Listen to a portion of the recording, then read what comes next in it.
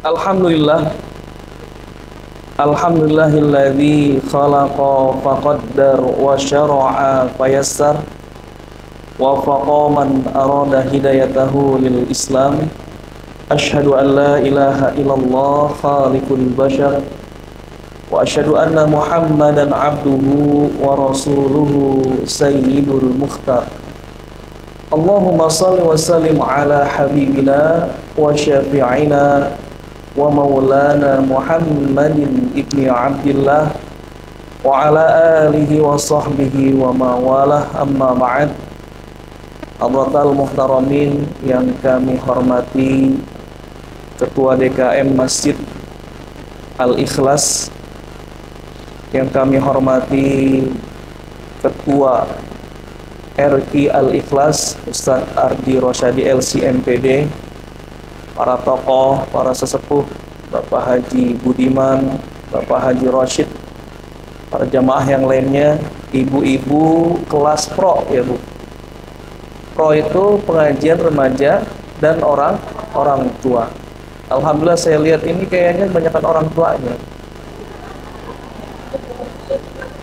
Yang remajanya mana yang remaja? Ada ABG. Kalau bahasa Arabnya syabab, pemuda itu kisaran 30 sampai 40. Yang masih umur 40 tahun di bawah ada? Banyak. Berarti masih ada pemudanya. Di bawah 40 syabab. 40 ke atas udah mulai belum. Sampai 50 baru sayyikhukhah, nenek-nenek, nini-nini. Anda yang udah nyampe nini-nini di sini masih ikut. Masya Allah. 50 tahun ke atas baru dia sayyikhukhah, nini-nini. Hari ini kita akan bahas tema membentuk keluarga samara. Saya ngasih judulnya salah sama panitia. Belum masuk ya? Samara itu di situ samawa. Tadi MC-nya Mbak siapa? Mbak Dias. Mbak Dias nanya, statusnya nggak dicantumin Ustadz. Ini masalahnya saya ditanya depan istri. Saya mau bilang, saya ini masih pengen jadi hamba yang istiqomah. Apa Bu? Istiqomah? Tapi belum berani istiqomah sekarang. Istri 3 kata Ustadz Ardi dikontrakin rumah. Pelit banget Ustadz, dikontrakin rumah. Dikontanin sekalian, dibeliin rumah. Alhamdulillah membentuk keluarga samara. Ibu-ibu pasti tahu samara. Bukan damara ya Bu? Samara. Ada yang kenal damara? Bukan Doni Damara, bukan. Itu artisnya ibu-ibu ketika tahun 90-an itu. Doni Damara. Sekarang kita membahas membentuk keluarga samara. Belum timbul. Ya, kita tunggu slide-nya biar.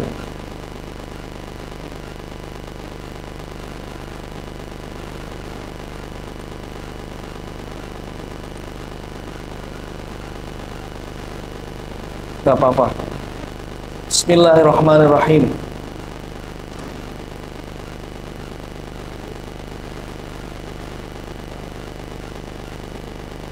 Gak masuk.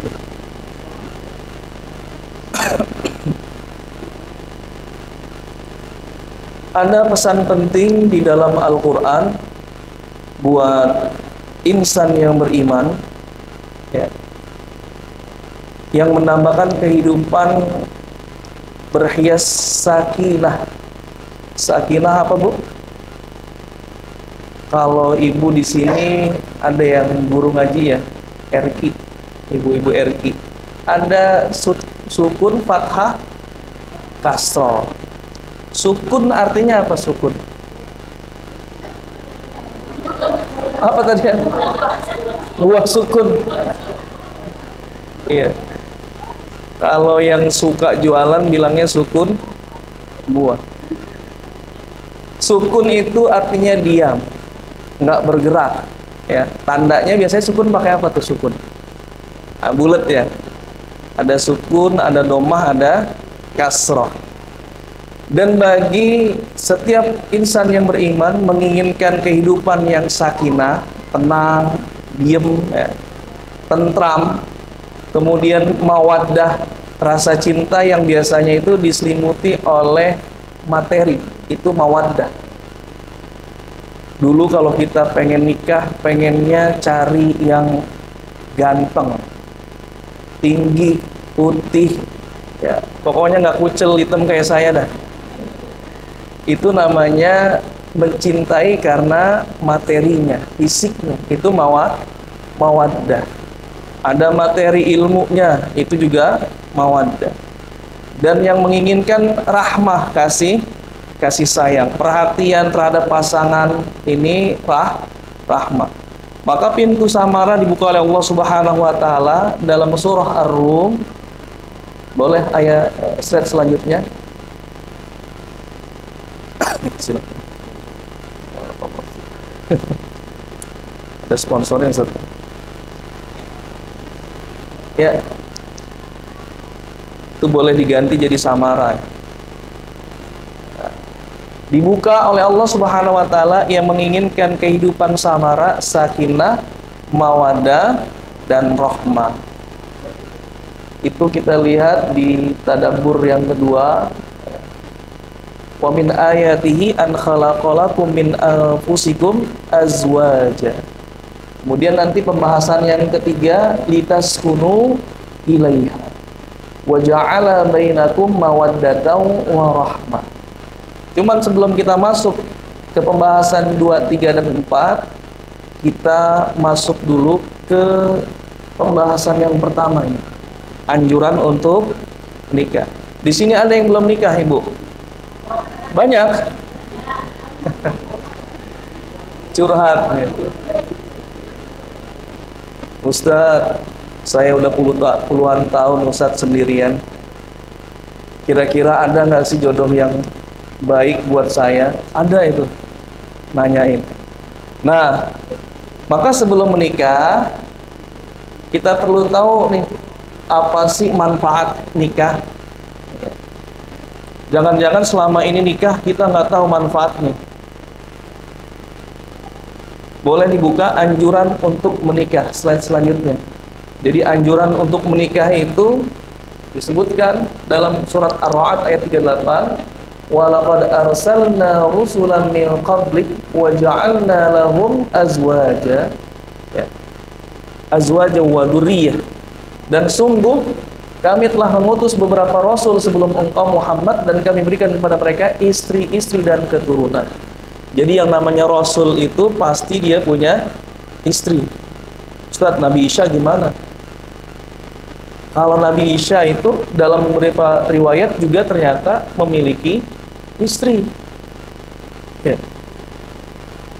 Semua rasul itu beristri. Kemudian termasuk sunnah daripada sunnah Rasulullah itu arba'un min sunanil mursalin. Sunnah daripada sunnah para rasul. Yang pertama al-haya. Biasanya kalau rasul itu orangnya pemalu. Dan termasuk Rasulullah itu punya sifat pemalu. Kadang-kadang kita malu itu penting. Ada juga kalau malu bukan pada tempatnya, ini nggak boleh. Lagi tahsin, ibu-ibu udah tahu ngajinya yang ngaji pro. Kemudian ditahsin sama Ustadz Ardi misalkan, malu. Boleh nggak? Malu jangan. Malu tuh di rumah. Malu tuh lagi ngapain? Lagi masak tuh malu tuh. Ya, gosok, malu. Itu malu. Nggak bisa malu.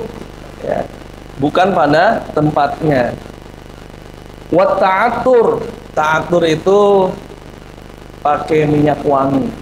Ada tempat di di Mesir itu namanya Ator. Biasanya ada juga tempat di situ, tempat jual beli minyak wangi. Jangan sampai orang duduk bareng kita di majelis ilmu, masya Allah ternyata cantik, cuman nggak wangi. Ustadz, kan nggak boleh pakai minyak wangi keluar. Nanti dipahami hadisnya. Ketika ikhtilat, ya, seperti apa minyak wangi yang tidak diperbolehkan, ya, yang mengundang syahwat laki-laki ketika kita berhadapan. Nggak perlu pakai minyak wangi. Kalau ketemu tukang Grab di depan, ya, nerima orderan yang jualan, pakai minyak wangi dulu, dandan. Tapi kalau kamu majlis ilmu, minimal lah pakai deodoran. Ada teman saya dulu di kelas itu, masya Allah wanginya, ya, wanginya semerbak gitu. Itu sama teman-temannya dikasih deodoran di tasnya, Bu. Karena nggak enak mau ngasih tahu. Biasanya orang bau itu nggak sadar kalau dia bau. Alhamdulillah, istri saya itu punya kriteria sebelum nikah. Dia bilang nggak mau nikah sama yang bau ketek.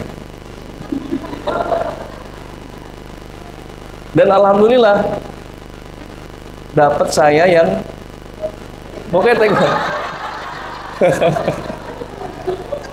Kalau bau ketek kemarin saya udah diceraiin gitu. Ternyata bau ketek misalkan.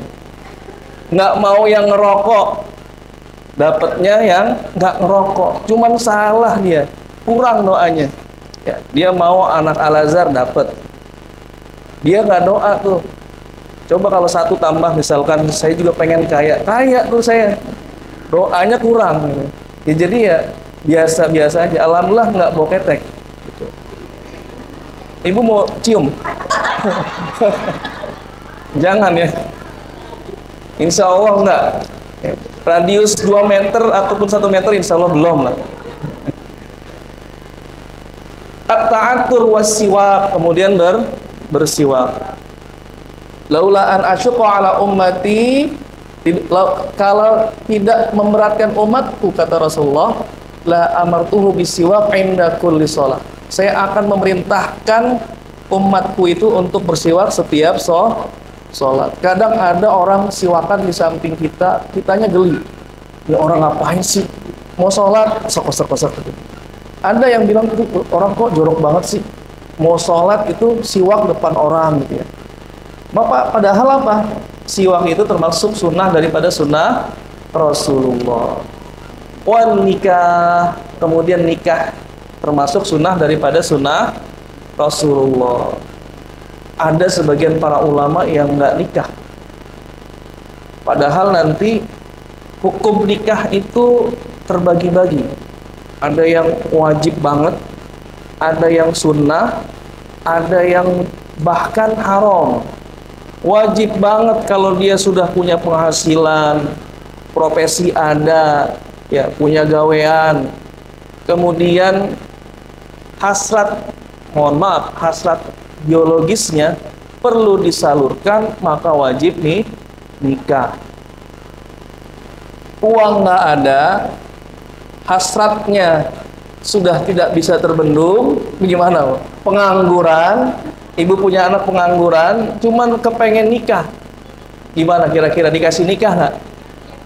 Ya, ini separoh nih, sunnah muakkad ya. Ya, sunnah dia sebenarnya, cuman kita anjurkan lu gawe dulu dah yang bener dah, ya, biar bisa apa? Memberikan nafkah. Yang haram, kalau punya penyakit, seandainya dia nikah, kemudian penyakitnya bisa menular. Mohon maaf, misalkan terkena HIV, AIDS, ini jangan nih, bahaya. Kalau dia nikah, ini bisa menularkan penyakit kepada istrinya, maka haram nikah. Lanjut Kak. Kemudian kata Rasulullah, idza tazawwajal 'abdu faqad istakmala nisfad-din. Kalau seorang pengen nikah, maka sungguh dia telah menyempurnakan separuh agamanya. Jadi yang buat tadi dibilang ABG kemudian belum nikah, itu kalau ibarat charger HP itu kan ada tuh 50%, 70%, berarti HP-nya di chargernya masih 50%, belum nyampe 100%. Biar kata remajawati soleh, ABG soleh, itu agamanya baru separoh. Idza tazawwal abdu faqad istakmala nisfaddin. Nanti kalau dia telah nikah, maka dia akan menyempurnakan separuh agamanya. Falyattaqillah fi nisfil baqi, maka bertakwalah kepada Allah di sisanya yang lain. Apa sisanya yang lain?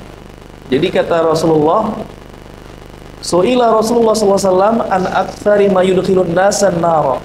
Rasulullah itu ditanya, Bu, Pak, yang paling bikin banyak manusia masuk neraka itu apa? Al-fam wal faraj, mulut dan kemaluan. Makanya kalau kemaluannya sudah dipenuhi dengan nikah, maka sisa satu lagi tuh yang harus dijaga. Jaga apanya? Al-fam, mulut. Sebagian mengatakan maknanya yang harus dijaga itu makannya, perutnya. Perut biasanya hubungannya sama harta. Mau makan perlu uang. Perut hubungannya kadang-kadang dengan jabatan.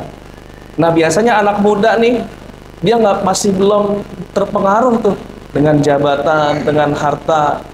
Tapi ketika dia nikah, separuh imannya sudah tercukupi. Dengan cara apa? Nikah. Falyattaqillaha fi nisfil baqi. Boleh dilanjutkan?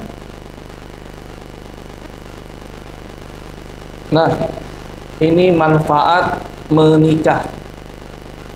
Ustadz, selama ini saya nikah, katanya kan ada yang apa? Yang C.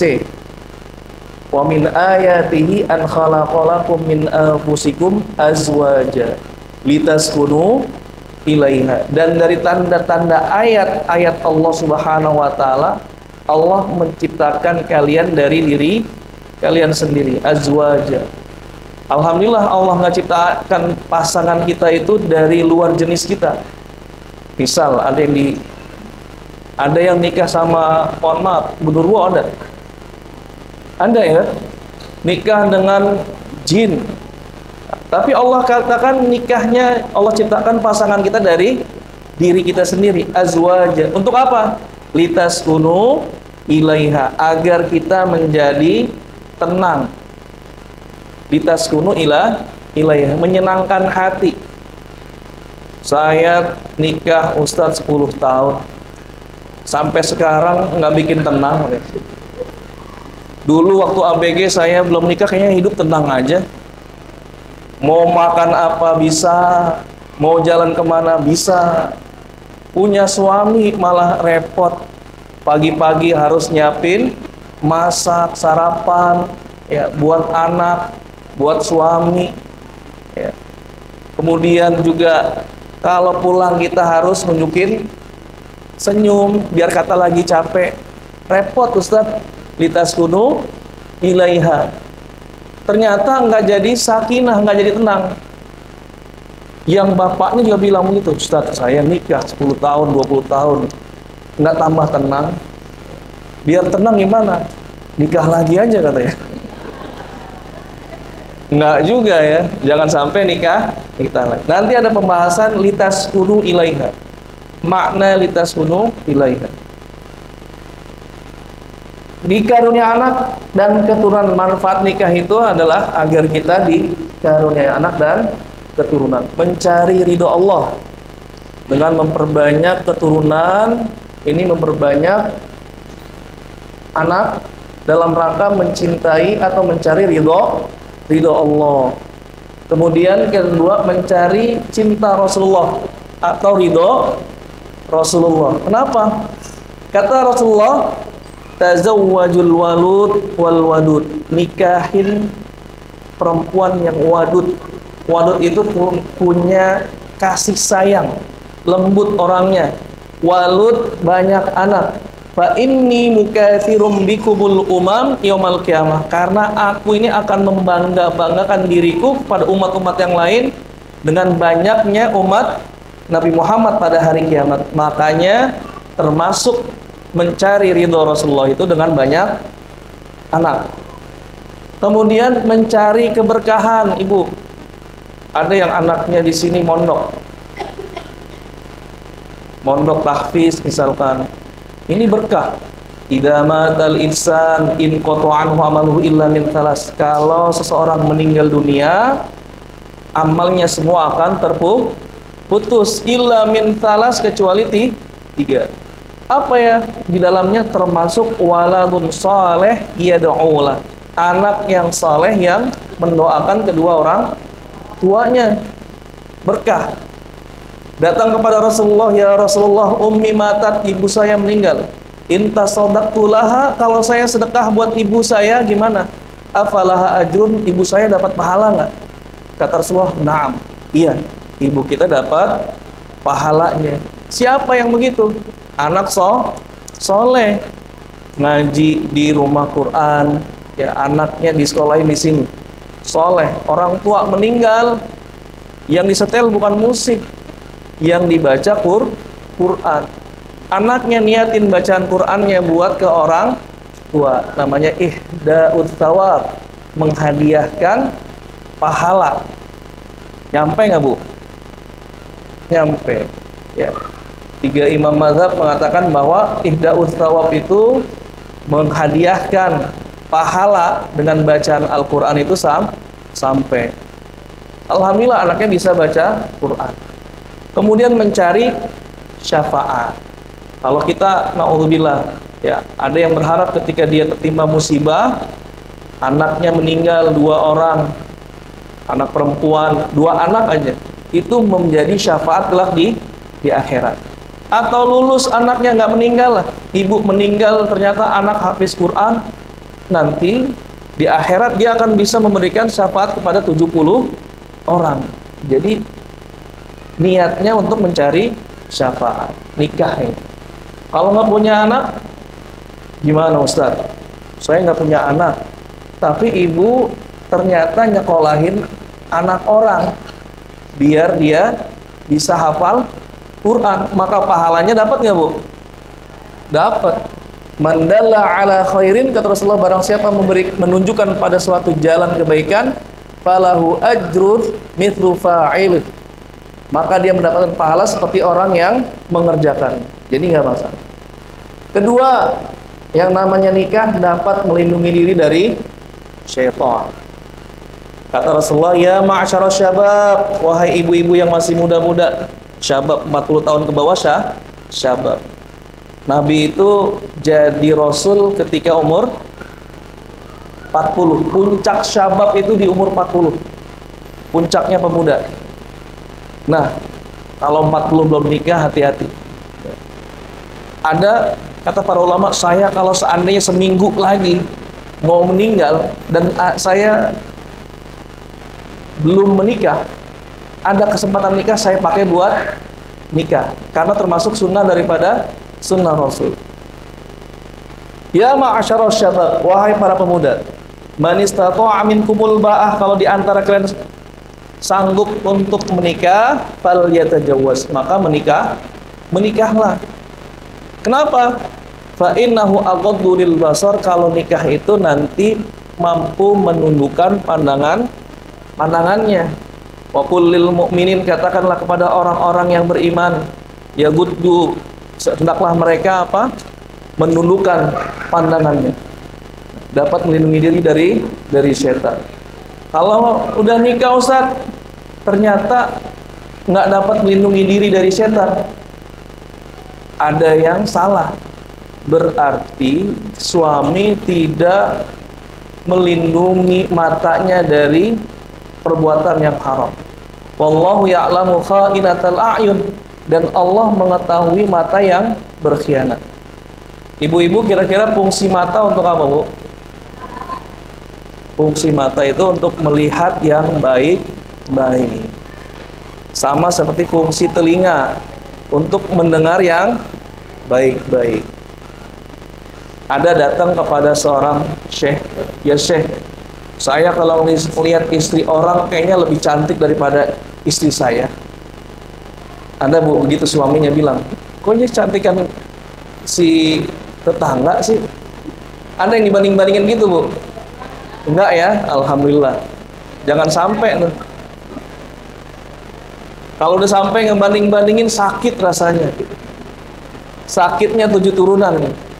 Sampai kapan aja nanti diungkit itu. Apa kata syekhnya? Ternyata persoalannya itu bukan di istrinya, tapi ada pada suaminya. Karena mata suaminya tidak terjaga. Makanya tidak, istri mau didandanin pakai apa juga tetap juga kelihatannya jelek. Karena matanya tidak dijaga. Nanti ada pembahasannya. Kenapa nikah nggak tenang? Kemudian memberikan keluasan hati dalam mengatur rumah tangga. Biasanya diatur sama orang tua kita, mau begini disiapin, mau makan pagi udah ada sarapannya. Kalau bangun pagi sekarang jadi istri ngapain? Nyiapin makan, ya. Nyiapin kopi. Rumah kalau pengen bener, pengen bersih, sapuin. Ngelihat perabotan kurang, ganti. Apa dijual? Ya, diganti.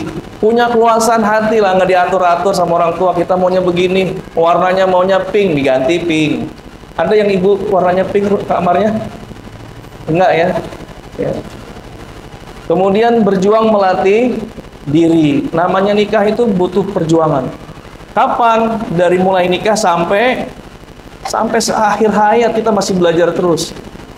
Dulu masih sendiri, nggak kenal sama laki-laki. Ternyata laki-laki beda. Ada istilahnya itu, yang namanya laki-laki itu dari mana, Bu? Dari Mars. Perempuan dari Venus. Ketemunya di bumi, nggak nyambung nih. Beda karakternya. Makanya butuh latihan memahami suami. Nah ini, berjuang dengan cara melaksanakan hak suami istri. Apa aja haknya kita harus ketahui. Kewajiban suami itu apa, kewajiban istri itu apa, ini perlu dipelajari. Jadi seumur hidup berjuang. Kadang ngurus anak, ya baca parenting anak, oh caranya begini. Ternyata masih juga kebablasan, nggak bisa ngontrol diri, ngontrol emosi. Perlu perjuangan. Ada yang nanya, Ustadz, itu orang-orang dulu nggak belajar parenting, anak-anaknya sukses-sukses aja, iya nggak, Bu? Anaknya jadi nggak pakai parenting Islami dia. Ternyata apa kuncinya? Ada di sepertiga malam terakhir. Dia nggak baca itu, nggak ikut kelas parenting, tapi dia sepertiga malam terakhir doa, sujud, minta sama Allah biar anaknya soleh. Biar bisa mampu untuk membimbing keluarganya, membimbing anaknya. Maka benar kata Umar bin Abdul Aziz, "Ma min mu'min yamut", tidaklah seorang mukmin, orang-orang yang selalu menjaga hak-hak Allah itu meninggal dunia, illa hafizallahu fi aqibihi wa aqiba aqibi, kecuali Allah akan jaga anaknya dan keturunan-keturunan. Jadi intinya kalau kita menjaga hak-hak Allah, nanti Allah jagain anak kita. Ternyata pengaruh maksiat yang dilakukan suami, pengaruh maksiat yang dilakukan sama istri itu berpengaruh kepada anak juga. Anak setan, ya ibunya juga gablok banget ibunya, kagak bisa dibilangin ibunya. Ternyata sama juga. Kata para ulama, "Innila a'siyallah", sungguh ketika aku bermaksiat kepada Allah, fa'arifu dzalik, maka aku mengetahui asar, pengaruh dari maksiat itu, fi ahli, kepada anak dan istriku, wa khadimi, ternyata pengaruhnya juga kepada pembantu. Pembantu susah banget dibilanginnya ya. Dibilang di sini dipel, nggak dipel. Ini belum kering, udah macam-macam. Ternyata pengaruhnya apa? Pengaruh maksiat suami. Wadabbati, bahkan tunggangannya. Jadi kalau dulu para ulama mikir nih, kenapa nih ya? Naik kuda, naik kedai, susah dikendarainya, rewel, ternyata pengaruh maksiat. Sekarang nggak ada kuda lah, naik motor susah banget di starternya. Jangan-jangan abis bikin maksiat, susah banget nih motor nih, kagak jalan-jalan, gak hidup-hidup. Dabbah itu tunggangan, termasuk motor, mobil, mogok, bisa jadi pengaruh maksiat. Wal'iyadzubillah. Lanjut Kak.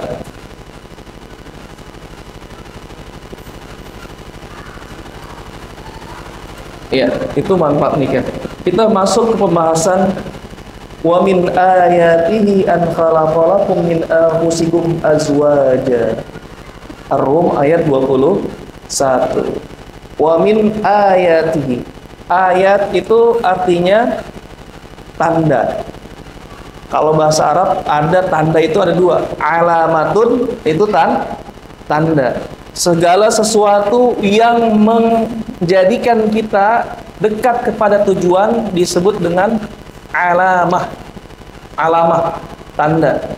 Ibu dari sini ke mana yang Jogja. Kira-kira biar sampai ke Jogja itu harus ditulis jelas nggak alamatnya, tujuannya kemana? Atau yang gampang nih, tukang gojek gosen, disebutkan rumah Ustadz Ardi Rosyadi, tujuan pengiriman Pelumpang, nyampe nggak Bu? Nggak nyampe, belum jelas. Pelumpangnya di mana? Harus disebutin pelumpang mana? Pelumpang B. Kira-kira kalau biar Gojek nyampe, tambahannya apa? RT RW, nomor rumah, sama biasanya ada tambahan itu, notnya. Deket samping kelapa bakar misalkan. Nah. Nyampe nggak? Itu disebut dengan alamat. Segala sesuatu yang menjadikan tujuan kita menjadi lebih dekat dan tercapai. Dalam bahasa Al-Quran ada namanya ayat. Ayatun itu juga tanda. Dan biasanya rumus tafsirnya segala sesuatu yang dimulai dengan ayat. Dalam Al-Quran kalau ada kata ayat, maka ada isyarat bahwa berita, dari setiap berita yang ada di situ ayatnya, Allah menginginkan kita agar lebih dekat kepada Allah. Namanya ayat. Kalau tadi alamat menjadikan kita lebih dekat kepada tujuan, begitu juga dengan ayat menjadikan kita lebih dekat kepada Allah. Wa min ayatihi. Ada ayat Al-Quran surah Al-Fatihah. Ada berapa Bu? 7 ayat. Kemudian Al-Baqarah 286 ayat. Kenapa disebut dengan ayat? Karena setiap kita berinteraksi dengan ayat Al-Quran, bertambah dekat kita dengan Allah. Wa idza tuliyat alaihim ayatuhu zadathum imana. Apabila orang-orang mukmin itu dibacakan ayat-ayat Allah, dia akan bertambah imannya. Nah, lanjut.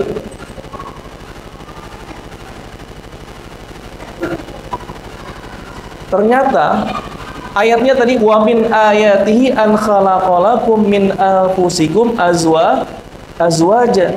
Dan dari tanda-tanda kebesaran Allah, Allah menciptakan dari pasangan kalian sendiri azwaja, pasangannya. Jadi ayat yang selama ini berada di samping ibu-ibu yang biasa tidurnya ngorok, ya, yang kadang suka egois, ya, itu ayat Allah Bu. Oh, baru sadar ternyata Ustadz selama ini yang kalau nyuruh minta kopi buru-buru itu ayat Allah wa min ayatihi. Ya. Maka cara membaca ayat pasangan kita ini nggak bisa pakai ilmu tajwid. Belajar ke Ustadz Ardi, belajar Quran. Ada tajwidnya, ada belum, setelah kelas tajwid ada gharib. Ayat ini nggak ada harokatnya, nggak ada kasrohnya, nggak ada dhammah. Beda dia. Nggak bakal ketemu. Siapa yang paling pinter ngebaca ayat pasangannya? Rasulullah. Rasulullah itu paling pinter ngebaca ayat pasangannya. Ini ayat pasangan saya nih lagi bad mood nih. Biasanya kena lagi periodenya. Beda tuh. Ini modelnya bawaannya kayaknya ngambek mulu. Nggak ada masalah jadi ada masalah. Kira-kira kalau saya sama dia cantikan mana? Ini bahaya nih kalau nanya begini nih, istri nih. Tadinya nggak ada masalah, jadi masalah. Kira-kira ya saya tuh paling cantik sedunia atau enggak? Nah, ini bahaya juga. Kita laki-laki harus bisa baca ayat pasangan kita. Suami kalau lagi megang HP, diajak ngomong, nyambung nggak, Bu? Enggak, dia lupa itu. Ntar antrin ya anaknya ya jam 2. Ah iya. Istrinya datang. Wah, kok anaknya belum diantrin? Emang apa tadi? Nggak bisa. Jadi kita harus tahu ayat suami juga. Ayatnya gimana? Pegang. Kemudian baru tuh, boleh ngomong sebentar nggak? Oh iya, mau ngomong apa? Nanti jam 2 tolong antrin anaknya ya ke sekolah. Kira-kira nyambung nggak, Bu? Nyambung. Beda sama istri, sambil masak, suami nyuruh. Ya.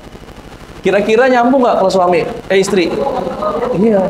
Mau dia sambil masak, dia mau ngapain kek, disuruh sama suaminya pasti nyambung. Beda memang. Ya.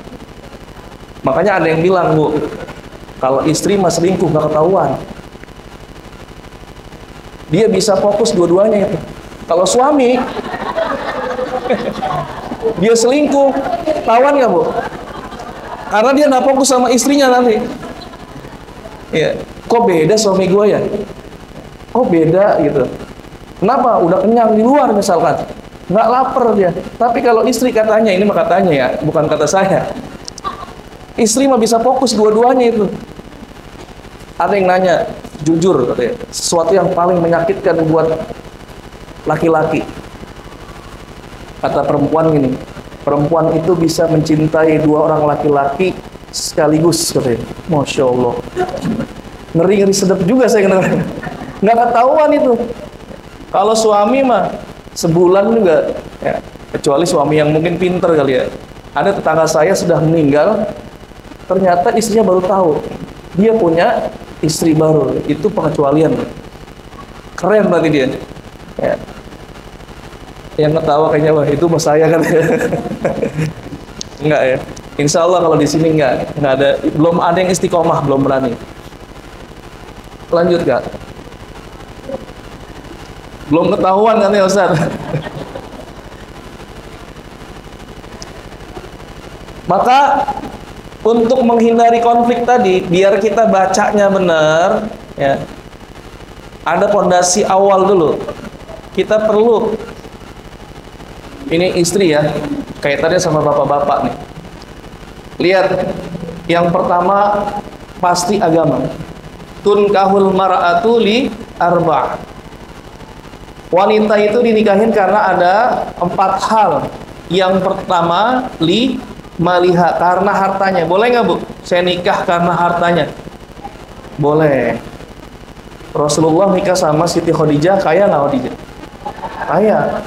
Niatnya untuk biar bisa ngebantu dakwahnya Rasulullah. Kemudian lihasabiha, karena keturunannya. Dia keturunan kiai. Bagus nih. Kalau kira-kira ibu ada calon suami atau ibu punya anak ya perempuan, calon suaminya keturunan, mohon maaf, pencuri lah, atau kaya tapi bapaknya pernah ketangkap KPK, kira-kira mau nggak, Bu, nikahin? Gak apa-apa lah Ustaz, bapaknya ini yang ketangkap bukan anaknya kan ya. Gak apa-apa katanya. Maka lijamaliha, karena cantiknya. Boleh nggak? Boleh. Tapi Masya Allah, ada satu waktu Imam Ahmad bin Hanbal itu murid dari Imam Syafi'i. Beliau ditawarkan dua orang wanita, yang satu sepupunya, Bu. Sepupunya cantik. Kemudian yang kedua, matanya juling. Kata Imam Ahmad, di antara keduanya yang paling pinter siapa? Kata walinya, yang paling pinter yang matanya juling. Kalau gitu saya pilih yang matanya juling. Jadi Imam Ahmad cari yang pinter dibandingkan cantiknya. Tapi ilmu pengetahuannya baik. Itu dipilih sama Imam Ahmad. Ustaz, kalau Ustaz gimana? Pengennya sih pinter juga cantik. Ya alhamdulillah dapat, Bu. Lumayan ya. Pintar dan cantik. Lumayan untuk merenggangkan, menjauhkan hubungan yang tidak harmonis selama sebulan. Teringat-ingat terus, saya dibilang cantik, pinter lagi. Kemudian yang ketiga, perawan. Ini bukan saya nyinggung janda ya, enggak ya. Mudah-mudahan Rasulullah itu nyuruh kita cari perawan. Kenapa perawan? Enggak janda aja. Karena katanya kalau perawan itu, dia itu yang pertama, ini belum pernah punya pengalaman. Jadi perawan yang enggak pacaran. Kalau perawan yang pacaran juga punya pengalaman. Dia akan membandingkan suaminya sama pacarnya. Tapi kalau perawan yang tidak pacaran, ini anjuran ya, untuk tidak pacaran, dia nggak punya pembanding tuh. Jadinya kalau cinta, cinta mati sama suaminya. Kata Sayyidina Ali, wanita itu tidak akan pernah melupakan malam pertamanya. Ali bin Abi Thalib. Ibu yang senyum-senyum katanya. Bener juga Ustaz katanya. Sampai sekarang saya tuh masih cinta mati sama suami saya. Bahkan ada kalau suami pertama itu dia cinta banget walaupun udah nikah sama suami yang kedua. Suami pertama meninggal karena memang dulunya nggak pernah pacaran. Sekali nikah itu bakalan jatuh cinta mati. Cari yang perawan. Kemudian kata Rasulullah, yang namanya perawan itu ardo bil yasir, lebih ridho kepada yang sedikit.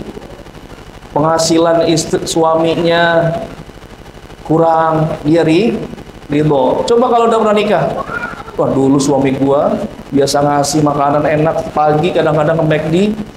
Ini mah untuk makan pagi aja susah, harus ngutang dulu. Nah, dia ada pembandingnya tuh, karena dia sudah nikah.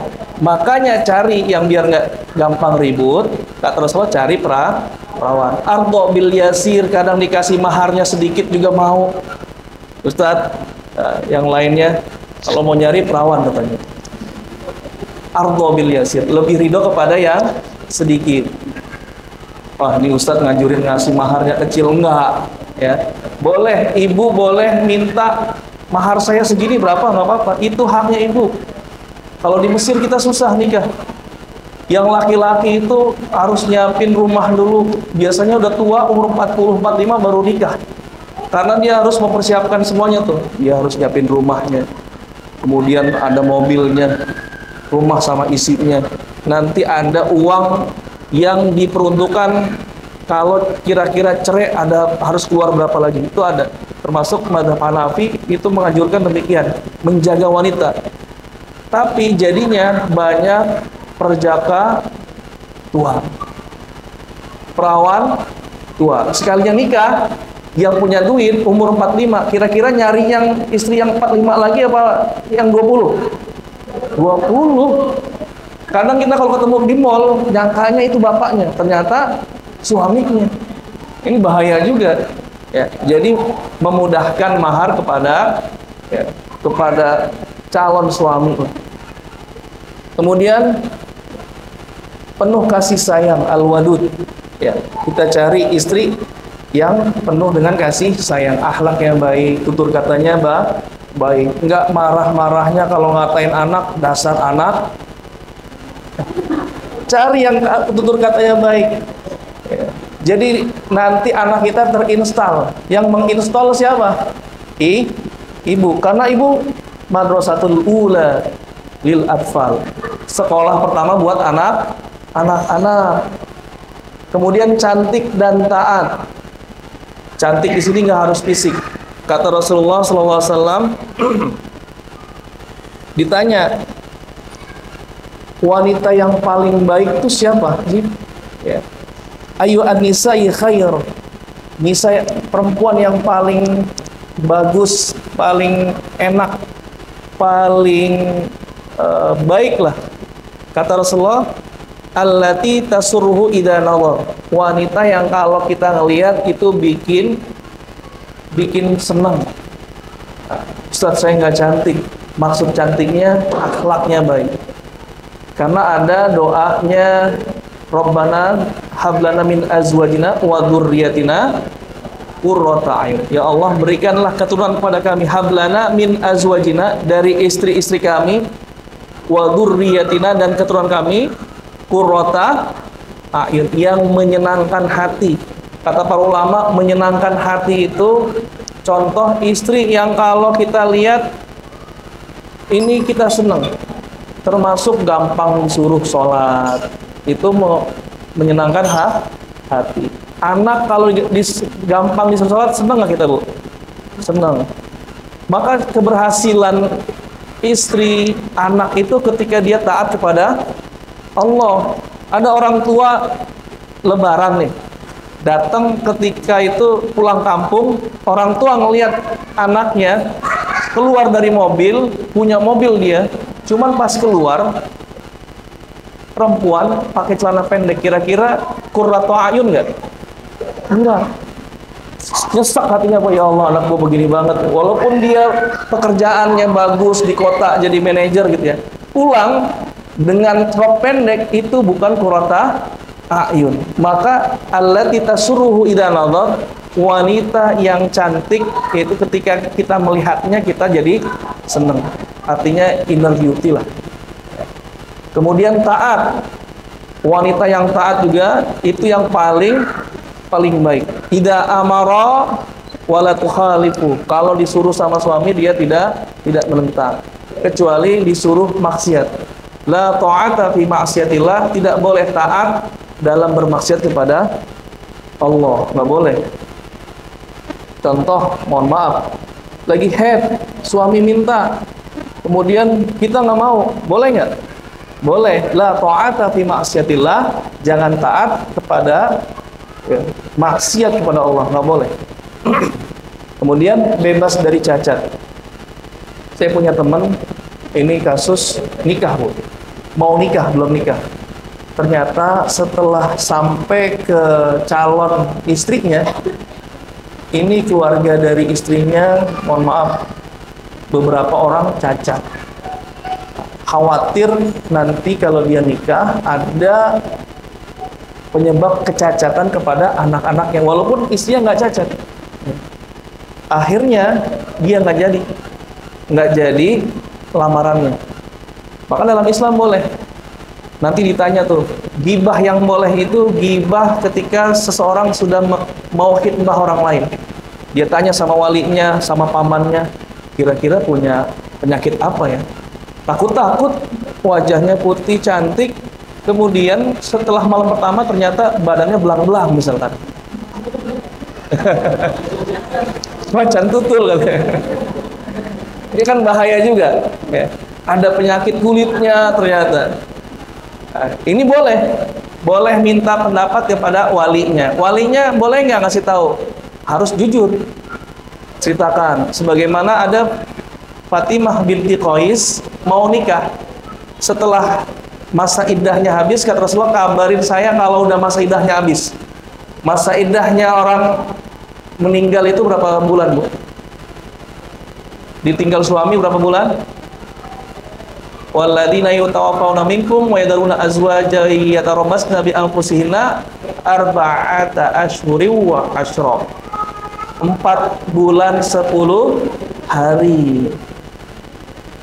Kalau misalkan ditolak atau dicerai tanpa meninggal berapa lama? Berapa lama? 33. Wal mutalaqatu yatarabbasna bi anfusihinna thalathata quru. Kalau dicerai bukan meninggal berarti 3 quru. 3 quru itu 3 kali suci dalam mazhab Syafi'i. Mohon maaf, misalkan dicerai sekarang, syaratnya bukan tolak dalam keadaan haid. Suami mencerai kita lagi dalam keadaan suci dan belum berhubungan badan, baru boleh talak. Kalau baru dihubungan badan kemudian ditalak, namanya tolak bid'ah, nggak boleh. Ada yang mengatakan batal talaknya, ada yang mengatakan jatuh talaknya. Kalau suci, contoh sekarang bulan apa ya Ustaz? Hitungannya bulan Hijriah. Jadi hitungan tolak, kemudian perceraian, iddah itu hitungnya pakai bulan Hijriah, zakat pakai Hijriah. Apa ya Ustaz?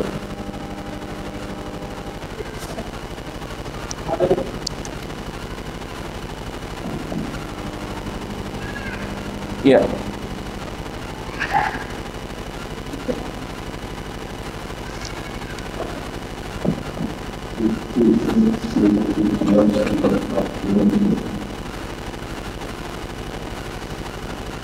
Sponsor. Ya. Lanjut. Nanti ada pembahasannya ya. Kalau untuk apa namanya? Suci. Sedangkan Imam Ahmad pakainya 3 kali haid. Ada 3 kali suci, ada 3 kali haid. Kita lanjut kalau tadi buat istri, sekarang suami. Cari suami yang soleh dan taat. Ya. Cari suami yang soleh dan taat. Kalau seandainya idza jaa ahadukum man tardawna dinahu wa khuluquhu. Kalau datang kepada ibu bapak yang punya anak perawan, seseorang yang ibu itu ridho kepada agamanya, wa khuluquhu, dan akhlaknya, fajawiju, maka hendaklah kalian nikahkan. Illa au alla taf'alu, kalau nggak begitu nanti kata Rasulullah SAW, takun fitnatun fil ardi wa fasadun kabir, akan terjadi fitnah yang besar. Artinya kalau yang datang orang fasik kemudian diterima. Ini saya tanya nih Bu, kira-kira kalau ada orang soleh, agamanya baik, guru Quran, miskin, datang yang punya Lamborghini lah ke anak ibu, cuman kagak ngerti ngaji, kira-kira ibu kasih yang mana tuh? Jujur aja Bu. Mesem, aduh bingung juga Ustaz. Kan kalau ngaji mah bisa belakangan lah belajar. Kayaknya yang punya mobil Lamborghini dulu aja dah. Nanti saya suruh ngaji setelah itu. Yang jadi pertanyaannya, apa hukumnya kalau ada orang soleh ngelamar anak ibu ditolak? Hukumnya haram apa enggak? Jadi hukumnya bukan haram, boleh-boleh saja, tapi dengan syarat bukan karena kita membenci agamanya. Aduh, ini mah kayaknya keras banget dan orang yang nanti anak gua nggak bisa ngapa-ngapain jadi istrinya. Padahal kalau agamanya baik, insya Allah nanti akhlaknya juga baik. Tapi boleh ibu pilih, nggak apa-apa. Anaknya nggak suka, boleh. Tapi dengan syarat bukan karena agamanya. Ya. Nggak boleh membenci agamanya, bahkan dia orang soleh. Itu boleh. Sebagian fatwa daripada fatwa ulama mengatakan boleh menolak lamaran orang soleh. Kalau nggak begini nanti, waduh, gue jadi guru Quran aja dah. Bentar lagi gue mau melamar anak orang, kagak boleh lu nolak loh. Insya Allah nanti guru RQ gampang melamar anak-anak ibu semua. Karena tadi dipahaminya tidak boleh menolak lamaran orang soleh. Kemudian soleh dan taat. 2, lembut dan penyayang. Nih, lembut dan penyayang. Cari suami yang lembut dan penyayang. Kata Rasulullah, akmalul mu'minin, sempurnanya orang-orang yang beriman. Ya. Wa ahsanuhum khuluqan, yang terbaik akhlaknya itu adalah mereka yang altafuhum bi ahli. Altafuhum bi, yang paling lembut kepada anak dan istrinya. Khiyarukum khiyarukum linisaihim, yang terbaik di antara kalian adalah yang terbaik terhadap anak dan istri. Itu bukan terbaik kepada orang lain atau bawahannya di kantor. Jadi standarisasi kebaikan istri itu, kebaikan suami itu ada ketika dia mampu berbuat lembut dan penuh kasih sayang kepada istri.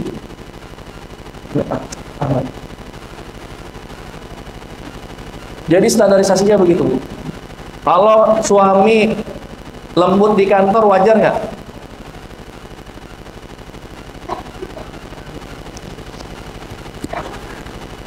Ada orang ramah di kantor, jarang kasar, wajar nggak? Wajar, biar bisa naik jabatan.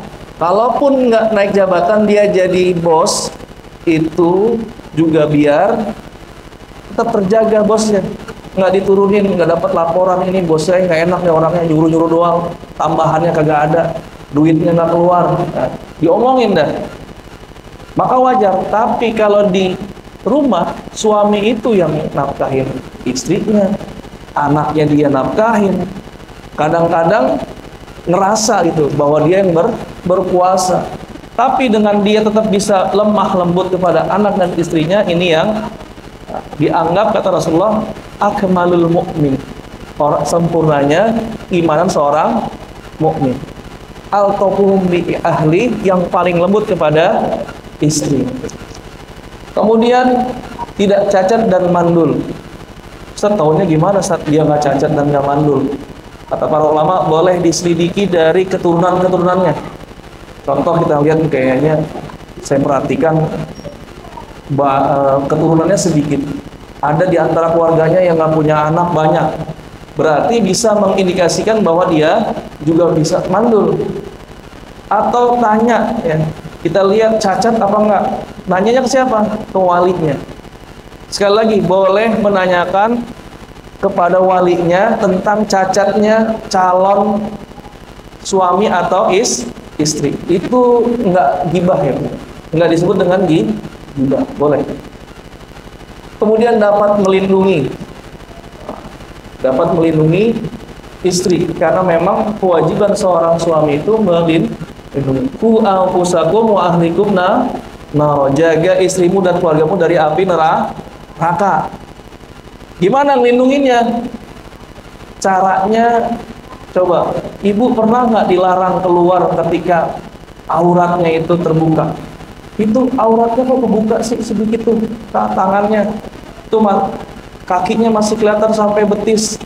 Karena kata Rasulullah, la yadkhulul jannah ad-dayyus, tidak akan masuk surga dayus. Siapa dayus? Suami yang nggak punya rasa cemburu. Mereka alladzi yukiru, mereka memberikan ikrar, menetapkan kemaksiatan kepada ahlinya. Istri, anak berbuat maksiat, dia diam aja. Anak perempuannya keluar sama laki-laki, pacaran, jalan berduaan, dia diam aja. Berarti dia tidak bisa melindungi, maka disebut dengan dayus. La yadkhulul jannah dayus, tidak masuk surga. Maka cari suami-suami yang dapat bisa melindungi ini. Ini asas memilih suami. Ya, lanjut. Ini baru 10 ya. Nah, slide 10. Bismillah. Ibu-ibu masih kuat, Bu? Kayak ngantuk nih lama-lama. Ya, kebenaran saya juga tenggorokannya lumayan nih. Ada kena virus kayaknya beberapa hari ini. Jadi hampir rata-rata teman-teman saya juga kena batuk. Nah, ini batuknya dari Allah ya. Saya mau protes nggak bisa. As-sabru, ada yang namanya sabar itu, ada yang namanya al-anin. Ibu yang namanya anin itu ngeluh. Satu waktu Imam Ahmad bin Hanbal maroti mauti, mau meninggal dunia dalam keadaan sakitnya. Kemudian Imam Ahmad bin Hanbal itu ngeluh, Bu. Kalau kita ngeluh biasa wajar, pusing, sakit, biasanya gimana? Aduh, gitu. atau ada yang meriang ngerasa diucapin, itu namanya mengaduh. Sampai kepada Imam Ahmad bin Hambal, kata Imam At-Tawus bin Kaisan, beliau katakan, al-malaku yaktubu aninal marad. Malaikat itu mencatat aduhan orang yang sakit. Fa'amsaka Ahmad, maka Imam Ahmad menahan dirinya untuk tidak mengeluh sampai meninggal dunia. Jadi kalau mengeluh itu termasuk dicatat sama malaikat. Tapi asyakwa ilallah la yunafi as-sabr. Kalau kita syakwanya, ngeluhnya sama Allah, itu tidak menafikan kesabaran. Boleh. Ya Allah, sakit banget ya Allah. Boleh nggak? Boleh. Tapi kalau ngeluhnya sama makhluk, innamal ladzi yunafi as-sabr asyakwa ilal makhluqin. Yang menafikan kesabaran, orang dianggap tidak sabar itu ketika dia mengeluhkan penyakit musibah kepada manusia. Maka hati-hati. Aduh sakit nih, ngomongnya ke orang, udah lama gak sembuh-sembuh, gimana ya? Kalau dia bilang, ya Allah kok sakit ya, tolong dong sembuhin, termasuk bukan aduhan keluhan. Boleh itu. Ya, yang kedua, belajar membaca ayat pasangan kita. Tadi kami ingatkan lagi, ibu di rumah ada ayat-ayat Allah ternyata. Pulang ke rumah nanti ngelihat suami lagi tidur. Masya Allah, ini ayat-ayat Allah. Suaranya gede banget lagi tidur. Allah. Selama ini saya tidur dengan ayat-ayat Allah. Cara membaca ayat Allah tadi nggak bisa dengan kayak membaca Al-Quran. Belajar terus ibu-ibu banyak sekarang ya parenting, kemudian belajar bagaimana psikologi suami, psikologi istri, cara psikis itu dipelajari. Nggak apa-apa belajar ya, ilmu pengetahuan terus digali untuk apa? Litaskunu ilaiha, biar hidup kita tenang. Jadi harus paham dengan ayat yang satu ini. Emang kadang ribet. Apalagi tadi yang namanya suami mungkin punya kesulitan. 10 menit lagi Ustaz ya. Kita punya istri punya kesulitan juga untuk membacanya. Ibu pernah lihat di Instagram nggak? Atau di Reel, kalau suami minta maaf dari arahnya A langsung ke B, seret garis lurus gitu ya. Tapi kalau istri kita salah, itu dari A lewatin B, C dilewatin, D terus F, G, balik-baliknya kemana? Ke suami yang minta maaf. Jadi bukan istri yang minta maaf, akhirnya malah suami yang minta maaf. Maka memang ini sifat dasar karakter wanita. Suami juga harus paham. Gengsi minta maaf, gimana menyikapinya? Ya suami harus mau mulai minta maaf duluan, nggak apa-apa. Bahkan sekelasnya Rasulullah diambrekin sama Siti Aisyah. Siti Aisyah ngambek sama Rasulullah. Katanya kamu itu Nabi Allah. Berat nggak tuh? Diambrekin begitu. Rasulullah dia paling bisa baca ayat-ayat pasangannya, nggak marah. Apa kata Rasulullah? Dibercandain. Saya tuh tahu kalau kamu lagi marah sama saya, lagi senang sama saya. Emang kata Siti Aisyah kalau saya lagi marah gimana? Kalau saya lagi marah, kamu lagi marah, yang diucapkan demi Tuhannya Ibrahim. Kalau lagi senang, demi Tuhannya Muhammad. Benar kata Siti Aisyah. Jadi kalau lagi sebel sama Rasulullah, Siti Aisyah itu dia bersumpah atas nama Tuhan Nabi Ibrahim. Ibu tahu namanya Rasulullah, pemimpinnya. Tapi ketika dia harga dirinya jatuhkan sama istri, nggak marah. Tapi mencoba untuk mencairkan suasana. Didiemin sama istrinya, dia panggil Abu Bakar As-Siddiq. Abu Bakar As-Siddiq siapa bu? Bapaknya Siti Aisyah. Mencoba untuk ditengahkan. Apa kata Siti Aisyah ketika datang Abu Bakar As-Siddiq? Kata Siti Aisyah bilang, kata Rasulullah, siapa dulu nih yang mau ngomong? Saya dulu atau kamu dulu? Kata Siti Aisyah, kamu dulu aja yang ngomong, tapi ngomongnya yang benar ya.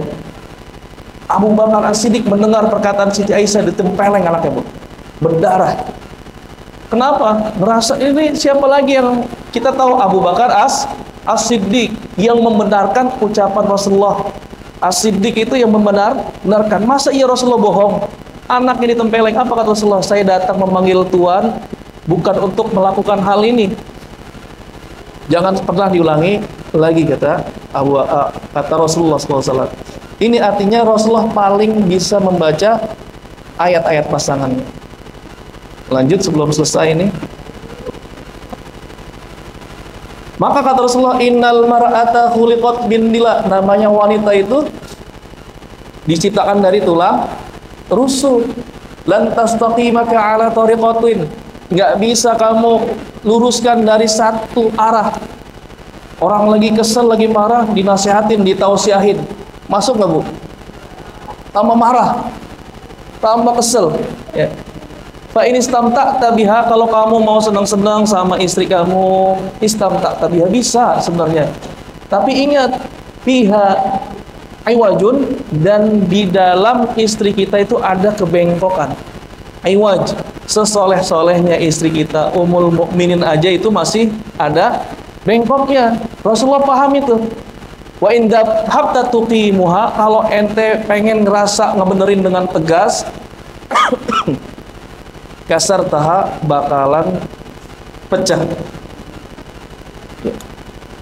Izin dulu ya.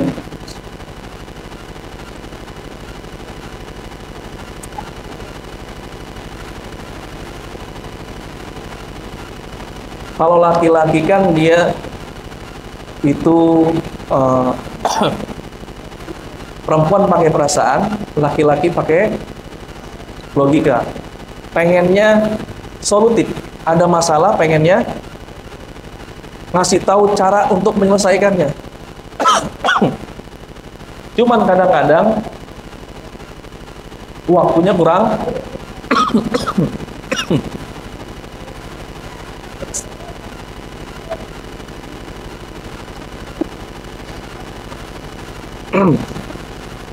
Nah, karena timingnya kurang tepat, wa indahab tatuqimuha, kalau ente nanti berusaha untuk membenarkannya dalam keadaan yang kita artinya bukan pada waktunya, kasar taha, kamu akan memecahkannya.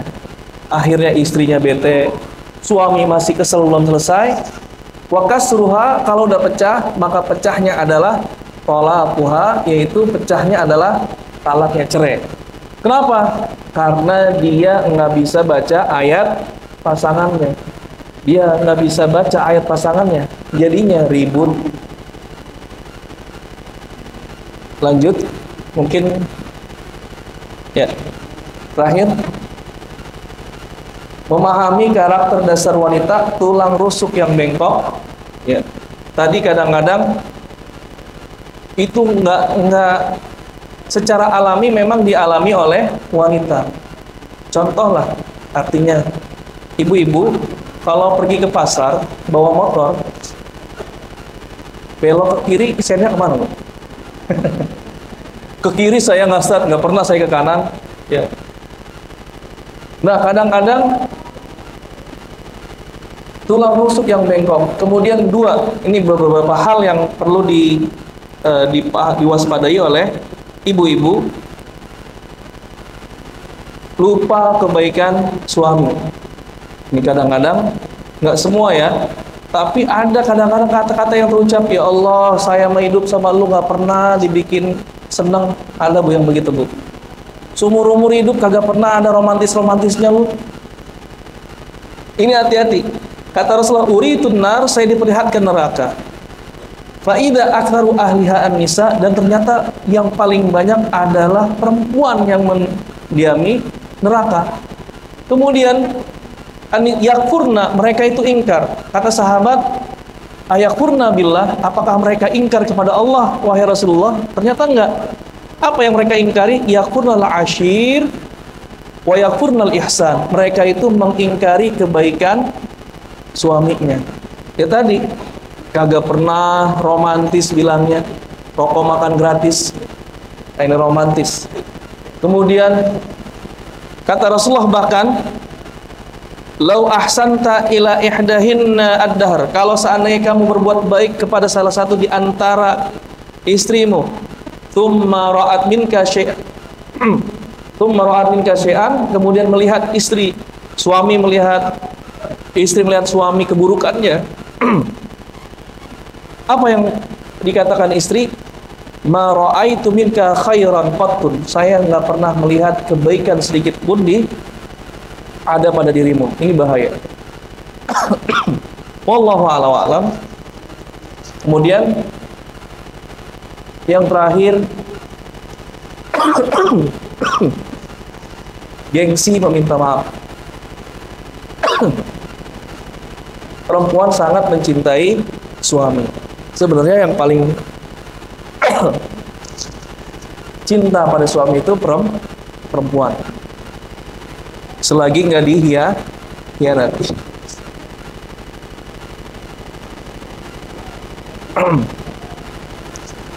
Mohon maaf ya, mungkin kita selesaikan sampai sini. Ada beberapa pembahasan yang belum disampaikan, tapi karena waktunya sudah habis, kami persilahkan kepada para ibu-ibu atau para jamaah, bapak-bapak yang ingin bertanya, kami persilahkan.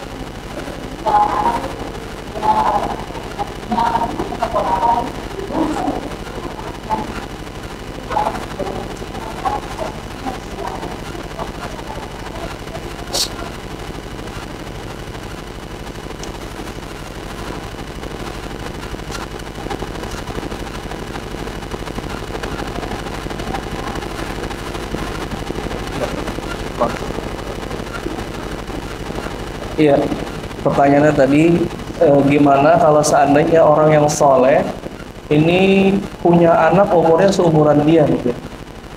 Tadi sudah dijelaskan beberapa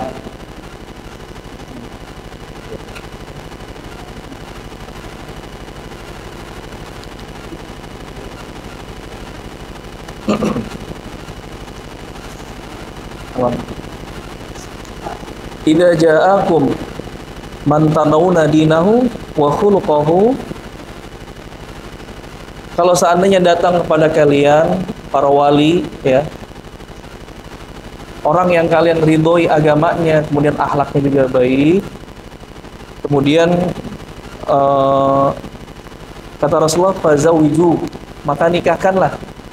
Salah satunya diantaranya tadi kejadian, kalau Rasulullah itu biasanya memberikan keterangan sipulan begini. Contoh ketika Fatimah binti Qais, beliau mau menikah, setelah masa iddahnya itu ada lamaran dari Muawiyah bin Abi Sufyan, kemudian dari Abu Hazm. Kata Rasulullah, adapun Muawiyah itu dia orang miskin. Ini pentingnya memberikan keterangan, boleh nih.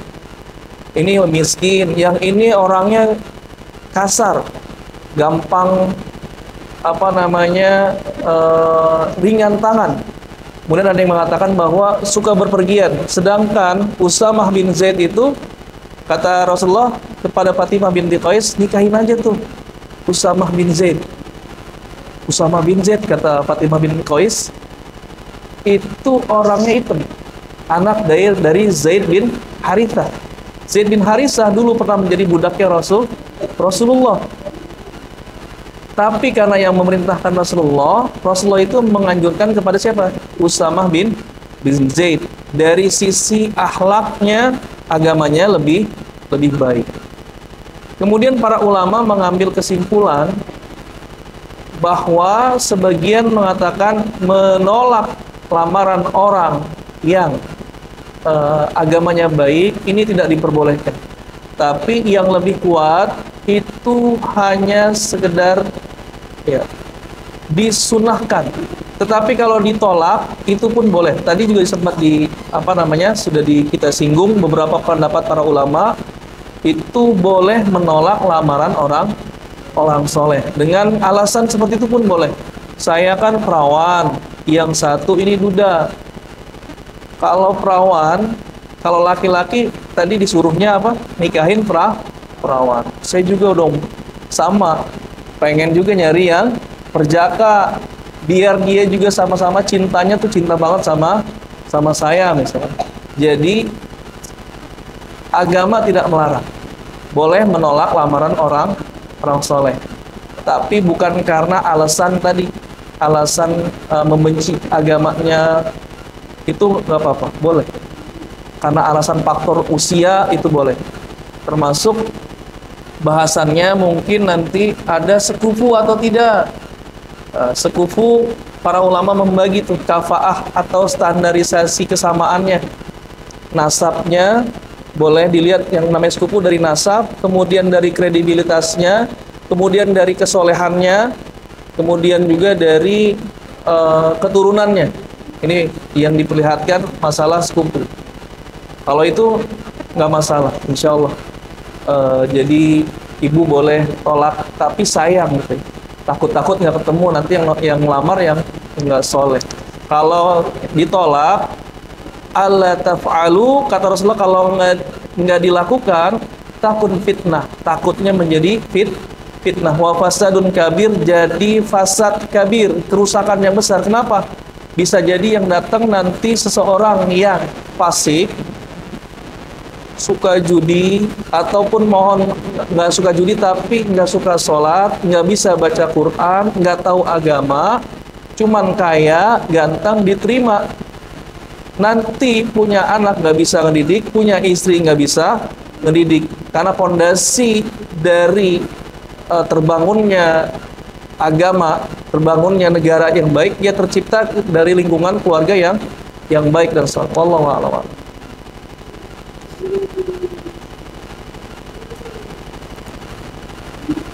Ada lagi yang ingin bertanya?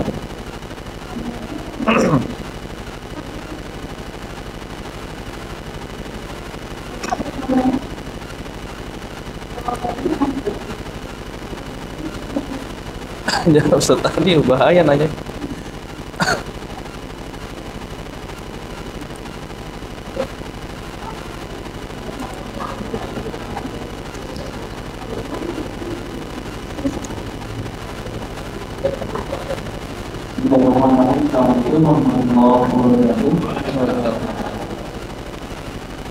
Tapi apa yang artinya sekaligus memanaskan suasana ya. Jadi tadi itu saya lihatnya persiapan ada materi yang disiapkan, sambil juga kita juga. Dan saya merasakan yang tadi disampaikan itu bahwa laki-laki itu memang susah fokus dua hal. Jadi mungkin bahwa saya belum mampu untuk sekolah. Jadi ini saya kalau diperhatikan bukan menjustifikasi ya, mudah-mudahan tidak justifikasi, Realitanya itu yang lebih butuh ilmu sebetulnya kalau ditanya yang di luar gitu ya, sebetulnya siapa itu, suami atau istri ya. Tapi kalau lihat realitanya ya, majlis-majlis ilmu itu yang lebih banyak kita perhatikan di masjid-masjid itu ibu-ibu antusiasme. Ayat kalau di sini terbanyaknya kan berapa kali dong? Bapak-bapak cuma terhitung dari kan, ibu-ibunya jauh lebih banyak. Kemudian juga kalau di rumah Quran kelas sendiri sama, yang kelas dewasa itu lebih banyak kelas ibu dibandingkan kelasnya bapak-bapak. Padahal kalau saya pribadi kan begini, nanti yang duluan masuk surga ya pemimpin dulu, yang duluan masuk neraka ya pemimpin juga gitu ya. Artinya kita sebagai suami itu merasa penting untuk ngaji gitu kan ya, karena yang di rumah itu betul tanggung jawab kita semua gitu ya. Nah jadi gimana kita dalam Islam itu sebetulnya bagaimana kewajiban suami atau kemudian juga apa bahwa adalah juga tugas saya gimana apa ini kan selesai mohon kira bisa ya Waalaikumsalam. Jazakallah khair. Jadi Ustadz Ardi ini sebenarnya ingin bukan bertanya ya, ini membuka arahan bagaimana seharusnya seorang suami, apakah mana yang lebih prioritas belajar ilmu agama itu, istri atau suami? Kata Sina Ali, ad-dibu ahlakum wa amatakum. Ad-dibu itu diambil dari kata-kata adabkanlah, ta'dib. Masuk ke dalam bahasa Indonesia adab. Adab itu artinya ajari akhlak, ajari ilmu agama kepada siapa? Kepada istrimu. Dan kepada, mohon maaf, ternyata perintahnya bukan hanya kepada istri. Ammah itu budak perempuan. Kalau sekarang nggak ada budak ya. Mungkin di Bandung masih ada budak. Di Malaysia masih ada budak. Ya. Budak letik. Nah, di Bandung budak letik. Artinya apa? Ternyata laki-laki itu punya peran penting untuk mendidik istri dan pembantu juga. Ustadz, gimana ngajarin pembantu? Istri aja kagak bisa diajarin misalnya. Bagaimana kalau seandainya terlanjur kita punya suami, untuk ilmunya, ilmu syariahnya kurang? Maka suami boleh caranya pertama mengajak kajian. Karena dia tetap punya kewajiban tuh, ayo kita ngaji bareng yuk. Ini suami nih tugasnya nih, ajak ngaji bareng. Kalau nggak sanggup untuk ngajarin ngaji, nggak sanggup untuk mendidik istri, kasih ceramah. Nih YouTube-nya bagus nih. Nih Ustadz Abdul Somad nih, Ustadz Adi Hidayat, kasih ke istri caranya. Karena mau nggak mau tuh tanggung jawab siapa? Semuanya tanggung jawab suami. Ar-rijalu qawwamuna 'alan nisa. Laki-laki itu qawwam. Bahkan dikatakan bahwa qawwam itu menjadikan istri itu awan. Awan itu tahanan. Dan caranya tetap tadi harus dengan cara yang lemah lembut. Fa in tuqimuha ala tariqah, kalau kita ajarkan dengan satu cara tegas banget, nanti bakalan patah. Gak bisa. Maka pertama tugas suami membimbing istri dan bahkan anak serta pembantunya. Kok pembantu juga? Karena biasanya pembantu itu 24 jam ngawasin anak kita. Kitanya yang istrinya, mohon maaf, ada yang menjadi wanita karir.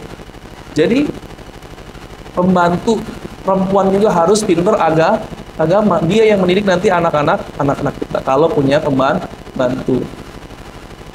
Kok yang terlihat istrinya aja atau yang lebih banyak laki-laki, lebih banyak perempuan yang ada di masjid? Memang ini relatif. Kalau pengajiannya bapak-bapak, biasanya kita memang dapati ya isinya bapak-bapak semua, nggak ada ibu-ibu. Tapi pun dari sekian banyak majelis ilmu yang hadir, biasanya yang hadir itu yang sudah menuju ya 50-60, dikit lagi mau menuju akhirat lah. Padahal harusnya persiapan itu dipersiapkan untuk anak-anak muda laki-laki dia ngerti fikihnya, fikih sholatnya, kemudian fikih nikahnya, harusnya seperti itu. Pengaruhnya siapa? Kembali lagi kepada pendidikan tadi, yang mendidik orang tua dan suami dan istrinya di rumah. Kalau ibu bapaknya tadi nikahkan kepada orang-orang yang soleh, insya Allah nanti anak-anaknya juga akan tertambat hatinya ke masjid. Jadi kita jangan sampai memberikan beban kepada guru ngaji, anak gua titipin pokoknya harus soleh. Nggak begitu juga kali ya, kitanya juga harus soleh, karena kesolehan orang tua itu mempengaruhi kesolehan anak. Apa kata para ulama? Kata Sa'id ibnu Musayyib, beliau mengatakan, Wallahi la azidanna fi salati, demi Allah saya tambah salat saya kepada anaknya, rojaan an ufadhal fik, saya cuma berharap biar Allah itu bisa menjagamu. Menjaga dari apa? Dari maksiat.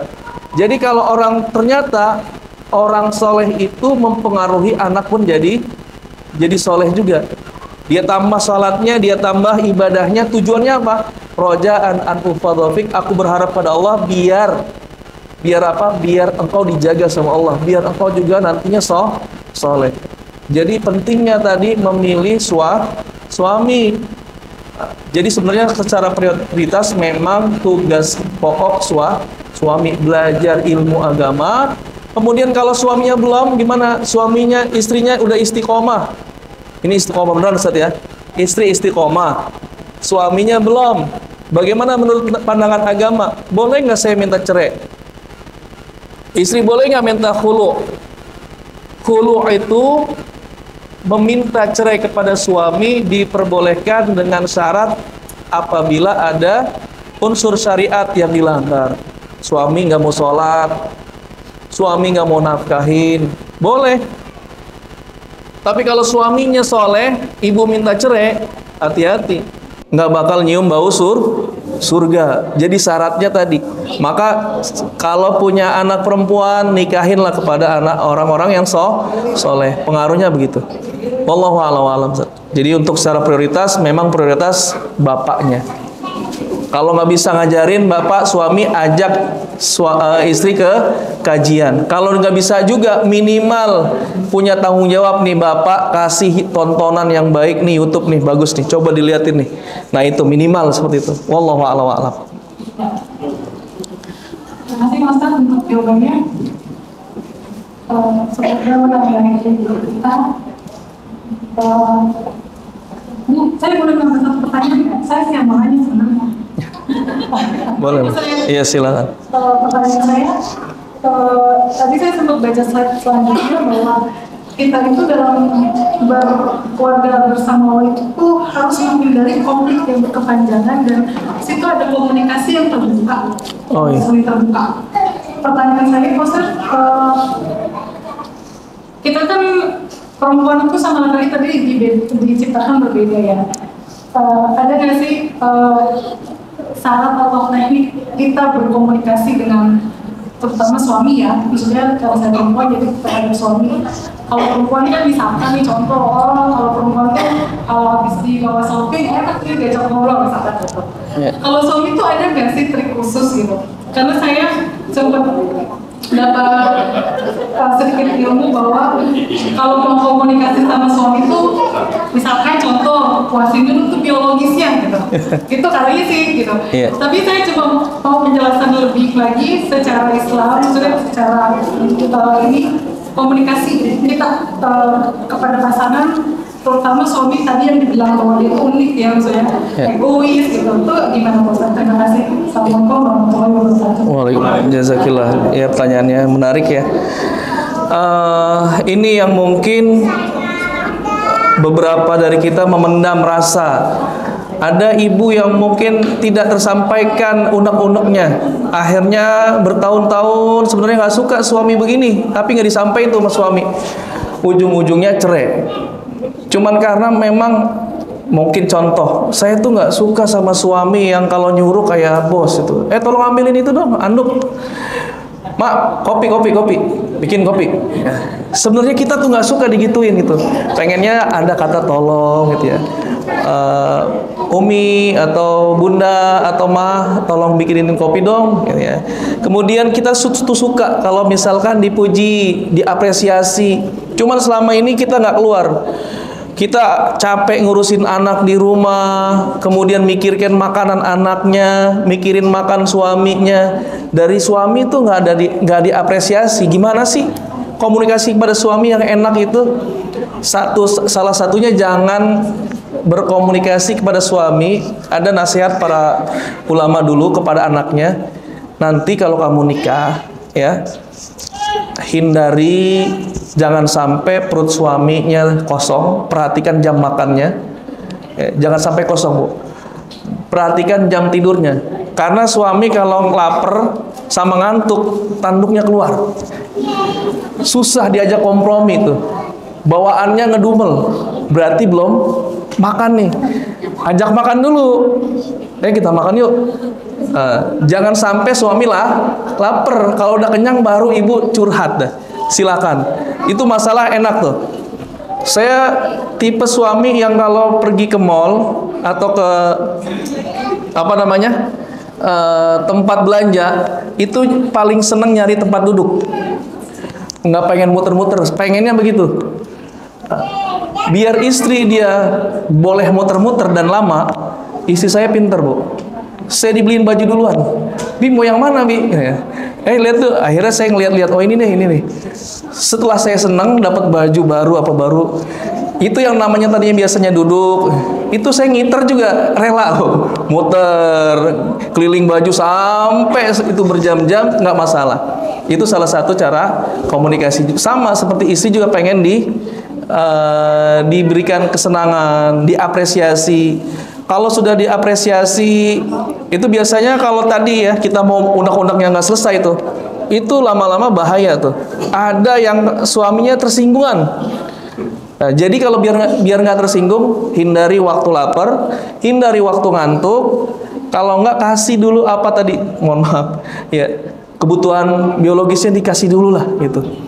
Setelah itu baru kita mulai curhat. Pengennya gimana sih ibu-ibu? Saya tuh pengennya kalau sama Abi atau sama Bapak pengennya dipuji atau diapresiasi. Kalau saya punya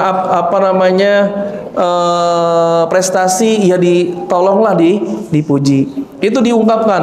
Biar apa? Biar tidak terjadi yang namanya bom waktu. Suatu waktu kita udah nggak bisa lah, padahal kita belum mengupayakan, belum pernah kita curhatin. Suami juga nggak peka, suami juga tidak tahu. Akhirnya ya suami cuek, istrinya ngedumel, ujung-ujungnya tadi apa? Cerai. Jadi perlu memang komunikasi, saling terbuka, komunikasi dan saling terbuka. Curhat aja curhat. Wallahu a'lam. Ya. Terima kasih, Pak Ustaz. Ya. Udah ngantuk ya, Bu ya? Ngantuk ya? Kita doakan ya. Tapi kalau yang saya bisa menjawab pertanyaan itu ada. Coba saya tolong jelaskan tadi apa sih memaknai arti dari amalan. Tunggu, nggak bisa. Kan yang mau hadiah? Beneran kan yang mau hadiah? Dari bapak-bapak, ayo Pak. Baru nyampe sakinah doang katanya. Mawaddah warohmahnya belum nyampe selesai. Masih ada mawaddah warohmah. Wa ja'ala bainakum mawaddatan warohmah, belum ditadaburi. Jadi pertanyaannya mungkin sakinah apa gitu. Mawaddah warohmahnya belum. Sakinah itu artinya tenang dan dia. Iya, sedikit. Ada kalimatnya li taskunu ilaiha. Ada dalam bahasa Arab li itu agar, taskunu itu fa'ilnya antum. Agar kalian menjadi tenang. Maka ada isyarat dari kata-kata li taskunu ilaiha, agar kalian menjadi tenang, maka ada upaya untuk menjadikan tenang. Ada geraknya, ada kerjaannya yang diupayakan oleh suami dan istri. Enggak ujuk-ujuk kita nikah langsung jadi tenang, tapi ketenangan itu diupayakan antara suami dan istri. Bagaimana caranya? Pertama, memulai dari memilih suami, memilih istri, kemudian memahami karakter suami dan istri. Tambah lagi nanti paham suami kewajibannya apa, hak istri apa. Istri juga tahu kewajibannya apa, haknya itu apa. Sehingga ketika dia sudah tahu hak dan kewajibannya, maka terciptalah ketenangan antara suami dan istri. Kalau secara bahasa benar, insya Allah. Ya, dapat door prize. Apa itu umroh ya?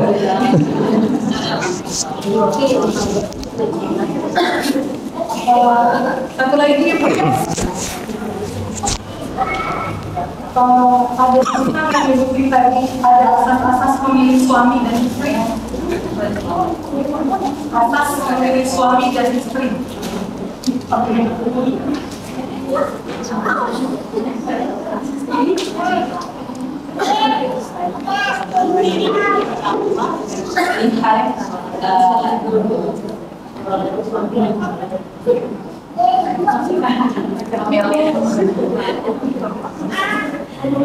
Dari suami, ya punya banget.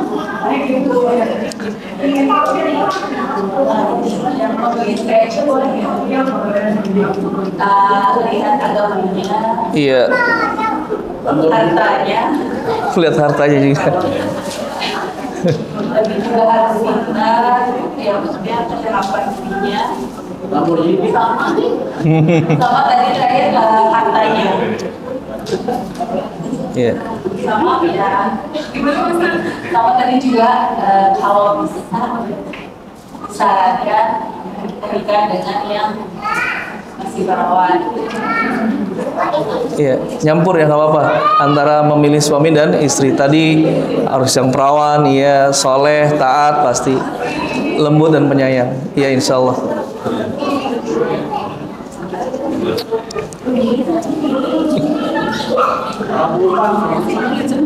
Iya.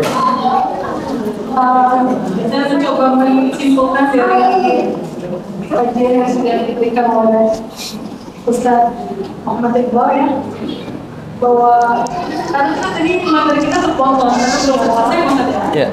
Jadi saya coba simpulkan bahwa untuk menciptakan keluarga yang samaran itu harus ada ketenangan, kedamaian, saling mencintai satu sama lain, menjaga diri dari hal-hal yang buruk di antara keduanya.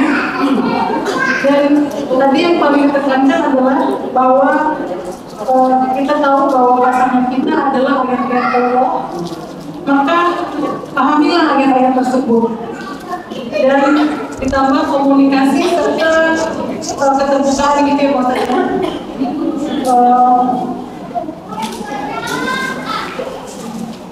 Mungkin demikian kajian tematik kita pada malam hari ini. Semoga apa yang telah disampaikan oleh beliau bisa menjadi ilmu yang bermanfaat buat kita dalam kehidupan sehari-hari. Bu, kalau bisa share materi ini. Oh gitu. Oke. Kita share di pro aja ya Bu ya. Karena kan tadi belum sampai selesai karena mau izin Pak Ustaz untuk bisa memilih beliau di bawah. Ustaz Ardi. Ustaz Ardi. Sekalian. Ya. Sebelum kita akhiri, mari sama-sama kita menutup kajian pada kesempatan malam hari ini, agar kajian kita diberkahi oleh Allah Subhanahu wa taala, jadi ilmu yang bermanfaat baik untuk kita dan keluarga Allah ridho kepada kita, sehingga Allah turunkan sakinah, ketenangan dalam keluarga kita, mawaddah, rasa cinta dan kasih sayang yang timbul setelah adanya ketenangan, kemudian rahmah, kasih sayang kepada suami dan istri, timbul rasa empati, timbul rasa simpati dengan sama-sama membaca istighfar 3 kali. Astaghfirullahalazim alladzi la ilaha illa huwal hayyul qayyum wa atubu ilaih. Astaghfirullahalazim alladzi la ilaha illa huwal hayyul qayyum wa atubu ilaih. Astaghfirullahalazim alladzi la ilaha illa huwal hayyul qayyum wa atubu ilaih. Alhamdulillahirabbil alamin, hamdan syakirin, hamdan na'imin, hamdan yuwafi ni'amahu wa yukafi mazidah. Ya Rabbana lakal hamdu kama yanbaghi li jalali wajhikal karim wa 'azimi sultanik. Allahumma salli ala sayyidina Muhammadin fil awwalin wal akhirin wa barik wa sallim radallahu ta'ala an kulli sahabati Rasulillah ajmain. Allahumma ighfir lana dhunubana wa dhunuba walidayna warhamhuma kama rabbayana shighara. Allahumma inna nas'aluka al-huda wat-tuqa wal-'afafa wal-ghina. Allahumma anfa'na bima 'allamtana wa 'allimna ma yanfa'una warzuqna 'uluman tanfa'una fid dini wad dunya wal akhirah. Rabbana hab lana min azwajina wa dhurriyyatina qurrata a'yun waj'alna lil muttaqina imama. Rabbana la tuzigh qulubana ba'da idh hadaytana wa hab lana min ladunka rahmah innaka antal wahhab. Rabbi ja'alni muqimas shalah wa min dhurriyyati. Rabbana wa taqabbal du'a innaka antas samiul alim. Rabbana atina min ladunka rahmah wa hayyi' lana min amrina rasyada. Rabbana atina fid dunya hasanah wa fil akhirati hasanah wa qina adzabannar. Fadlika subhana rabbika rabbil izzati amma yasifun wa salamun alal mursalin walhamdulillahi rabbil alamin. Assalamualaikum warahmatullahi wabarakatuh.